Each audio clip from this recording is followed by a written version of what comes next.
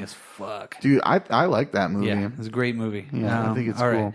Want to move on? I think. Well, let me segue. Yeah. I don't know if Yeah, I'm gonna fine. circle. I'm gonna circle back to the Star Trek thing and what came out in 1982 here was The Wrath of Khan, and this is the one that a lot of people think is maybe the best one. Yep. It upped the action from the first movie, and I don't know if anyone cares, but there was the 60s television show that was canceled after the 3 seasons. Then they go and there was this long production into trying to make a Star Trek movie. The first movie is what it is. It's kind of boring, and it is what it is. V'ger takes like 2 days to get through. Yeah. Jesus Christ.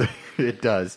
It's cool if you're really stoned maybe or something, and you don't really care what you're watching. The second Even one, then, I fall asleep. I really dig the second one, Wrath of Khan, and the third one, Search for Spock. They go good together, I think. Yeah. And you have motherfucking Christopher Lloyd as a villain in the third one.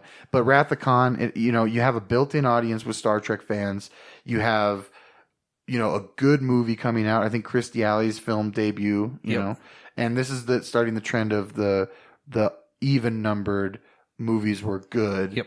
Well, quote unquote, the fan favorite ones. So like Star Trek 4. I already talked about Rocky. Before I answer kind of the tease I set up at the beginning, the probably the most important movie that came out in 1982. Some of these Oscar movies that came out, some of the more critically acclaimed you got Sophie's Choice. You got An Officer and a Gentleman. That's got the hold on. An Officer and a Gentleman. It's got the Richard Gere and that Joe Cocker song. I'll lift you up where you belong. And they won a Grammy for that. So you got An Officer and a Gentleman. He comes and rescues her. Das Boot came out this year. Yeah. That's a really groundbreaking movie. And we're gonna gloss over An Officer and a Gentleman. Yeah, we're gonna gloss over that. I mean, that's a movie that's in the zeitgeist. It was nominated for 5 Academy Awards. Yeah. It's lift you up where you It's no Chariots of Fire. Goddammit. No. And then Gandhi came out in 1982. So Ben Kingsley's winning the Oscar for Best Actor in Gandhi. Yeah. So those are just kind of some, off of your Star Trek. You got the built-in audience is, you're starting to get these genre films out there, these blockbusters, but 1982 is still got the dramas and the classic kind of 70s feel, I guess, with the Sophie's Choice. And I always think of Kramer versus Kramer when I think of Sophie's Choice for some reason. And, Gandhi, Officer and Gentleman. Cool. Okay. So over to 1987? Yeah, so kind of oddly piggybacking off of Star Trek, Leonard Nimoy directed a movie called 3 Men and a Baby. Yeah. This year. 1980s Ted Go back to your Gutenberg. The Goot. The Goot. Yeah. The Tom Goot is Selleck, all of connected. course, Is Ted Danson in that one? No. No, it's... I'm thinking of Tom Selleck. Tom Selleck. Tom there. Selleck, Steve Gutenberg. And That fucking mustache. It was fucking... it was Ted Danson. Ted Danson. Ted Danson, yeah, right? You're right, Danson. yeah. Somebody out there listening me is off like, for a minute. it was fucking Ted Danson, goddammit. You stupid comment. son of a bitches. Hit us up. Tell us. Tell us. That was a fire. funny movie. It's not for me. It's not one. I know, like, my don't wanna wife watch loves it. She thinks it's a hilarious movie. And that's cool, and I think a lot of people do. But I just thought that I would throw it out there because Leonard Yeah. Nimoy directed it. Yeah, it was a hell of a movie, though. It was a big time movie at that time. Absolutely. And I'll tell you I'm sorry. No, it's just one of those movies that's like in the popular culture, in the zeitgeist. Everyone knows it has that ghost story where the cardboard's in the background or whatever. One of the movies that I don't know that this is one of the more popular movies, but it was a big deal when it came out. I remember The Witches of Eastwick. So you had Jack Nicholson, Michelle Pfeiffer, Susan Sarandon, Cher. Yep. Yeah. Real quick to interrupt. Michelle Pfeiffer's debut movie, 1982, Grease 2. Oh, No one cares, but wasn't Russell Crowe in that as well? I don't know. Somebody look that up. Anyways, But yeah, Michelle Pfeiffer was Yeah. The Witches of Eastwick is a pretty cool movie. Yeah.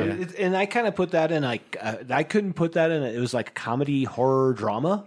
Yeah. Sure.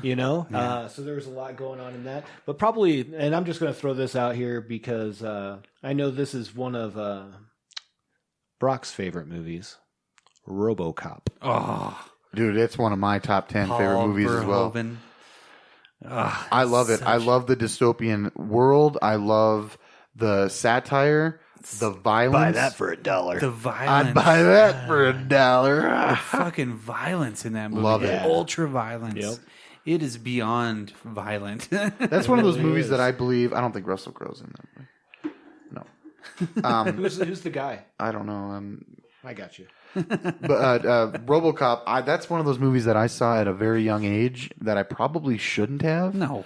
But if you get the extended cut, you can actually see more of the Peter Weller's death. death. Yeah, he studied mime to do that, all the work. Dude, the movies that he picked were so calculated.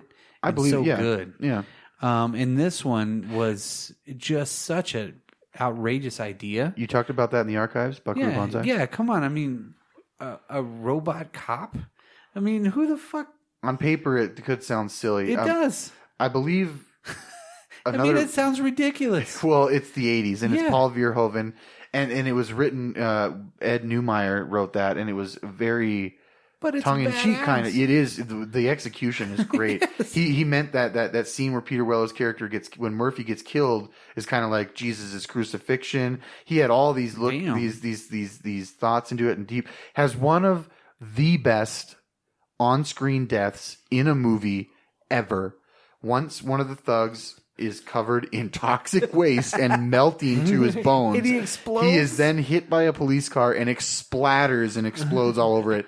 I used to think that was the coolest thing. God, it was disgusting. I still think it is one of the coolest deaths. That's a very, very, very good movie. Yeah, I remember like everything was RoboCop at that time, Yes, you know, and yes. the Ed 209 Yeah. and all that jazz. It was He a great shoots movie. the executive. Yeah. You better do what he says. Okay. Here you go. And that wasn't Russell Crowe. It was Maxwell Caulfield is who I was thinking of. Is he Australian too? British. British. Okay. Okay. Same thing. Grease 2. No one fucking cares. But that was Michelle Pfeiffer's My debut. sister did when I was Yeah. a little kid, and we had to watch that damn movie. And I mean, Michelle Pfeiffer, she rules. So Yeah. She's gone on to do some great things. yeah. Absolutely. Let's see where are we at. My turn? No way, 87. RoboCop. Anything else over there before we? I think that was it for this round or whatever. Okay. I'm going to start off with Highlander. Because Highlander was it's the film on this one, the way that it looks, the way that it feels when you watch this one is this one could be, you could put this in any time frame. And I think with the right filming and everything, it would look the same. I think it's a great movie, great concept. There can be only one. Eons of people whenever they got to Highlander 2. Yeah. Is it an original idea, or I is can it feel it. is it based on a book or anything, or is it's an original 80s I think idea? it's an original idea. Because it spawned sequels and the a TV show. Absolutely. Which was weird because they were from the same clan. But and they had the same kind of sword, but not really. But he had a different first name. Yeah, as Connor and Duncan. Yeah. Is that the yeah. Kurgan? No, the Kurgan was Mr. Krabs, of course. Yep. Clancy Brown. Clancy That's right. Brown. Yeah, to correct one of our earlier archival mistakes. Clancy Brown, yeah. He You guys didn't make a mistake in there, did you? no, we talked about Clancy Brown. Well, on somebody Buckaroo Banzai. said Yeah. he wasn't in Shawshank Redemption, was he? And I'm like, Wah, wah, wah. Yeah, he That was was. me. Sorry. Oh, he definitely was the guy. He helps him with his taxes Headley, on right? the roof. Yeah. And we all had our suds on the roof. Yeah, I Okay, mean, Stephen King. I mean, Highlander was badass, but Absolutely. then you can follow it up with Crocodile Dundee. Come on. oh, 86, Crocodile Dundee. That's another one that got the sequel. I'm a real wild one. Wild one. It's not one of my that's all that favorites. I know about the that sequel. certainly did nothing to move anything forward No. for Australian people. Except for You got good day, mate. Yeah. That's not a knife. This is a knife. Throw another shrimp on the barbie. Fuck off. every time I go to Outback Steakhouse, I'm waiting. You know what I mean? I want to pull up in an Outback, a Subaru Outback, get myself a fucking steak, and eat it with a giant fucking knife. You know what I mean? Fucking awesome. Okay, now I'm gonna put one of my favorite movies of all time in this one right here. Now, Transformers, the animated movie. Nice. Yes. Without a doubt, this one is such a crazy, like, for a kid to see somebody say, holy shit. Yeah. Oh, shit. Or something. Open. Damn it. Open. Yeah. Robert Stack. Robert Stack. So many cool people in this movie, too. Optimus Orson Prime Welles. dies. Orson Welles. That was his last movie. Yeah. And that was the shocker, right? Is that Optimus Prime dies or not right away, but he dies. He dies. Out of the Hasbro movies, they only released this one in theaters. And when he died, they decided to change the G.I. Joe movie because of this. Right, because Duke was supposed to die, correct? Yeah, Duke was supposed to die. He just got wounded. Yeah. And he was like in a coma or something. Transformers the movie is one of those Eric movies. Idle. Fuck. Yeah. Oh my god. And this is another one that at the time it took a while to gain. I mean, I think Judd Nelson, come on! I Look think- out, mountain! Like Leonard you could Leonard obviously Nimoy tell. was in it, wasn't Leonard he? Nimoy, he Yeah, was yeah. Galvatron. Yeah. Yeah, didn't he reprise that role for the film, yeah. Well, the Dark of the Moon film? Yeah, he was. It wasn't Galvatron. He wasn't though. Galvatron, but he was one of the I other guys. Yeah. Didn't watch those after the first Transformers movie. I didn't like them. But this And is I watched the one where they were in the dirt, like in the sand with Michael Turturro. What was that one? Or not the Michael second Turturro. one. Yeah, The second, part two. John Turturro. John Yeah. Turturro. And he's like, look at the balls up there. I watched that one and I So was like, okay, I know everything there is to know pretty much about the Transformers because I grew up in the 80s. Mm-hmm. And I don't know what the fuck's going on right now. Well, and this is one of those, the Transformers animated movie. It had that built-in audience already with the kids. Oh, They're absolutely. gonna love this. You know what I mean? Yeah. And then when you give them that, I guess I don't want to know if this is the right way to say it, but you give them that more of adult edge. You give them material to deal with. You know, Optimus Prime. Remember that cartoon you were watching? He's dead now. So deal with that. Well, and then the next season of cartoons that came out Was Hot Rod. Hot Rod. Well, even though it was to sell toys, but it's still mature. Yeah. But there was actually some Content. pretty good stuff in Yeah, there. Yeah, there were some good episodes and because they were in it like space. jumped into a more elevated storytelling. Yeah. Yeah. And I mean, you even had there was an episode with Cobra Commander in it. Yep. Cool. Yep. And I think that the audience that was going to love it anyway was already there. But this is another one of those movies that after 20 years, 15, 20 years, 25 years, you're getting new people into it. Their kids, the people that are watching it, are into it. I went and saw And it last year. It's got this resurgence. For the anniversary, one of the anniversaries for it, went and saw it. 35 years. I think it was 35 years last year. And it's something like that. I don't know what it was. I was like, does that make math? No. I don't think so. No, I don't think so. I did take my son because we used to have a ritual whenever he was younger, and we had Transformer Fridays. And it was every Friday night whenever I got home from work, we'd get a pizza and we'd watch Transformers the movie. That's awesome. That was the shit. That was I like that. That's one of the things that I hope my son remembers too. Sure. And watching that, and my wife got into it too. She's like, "Oh, it's Transformer Friday. Let's watch it."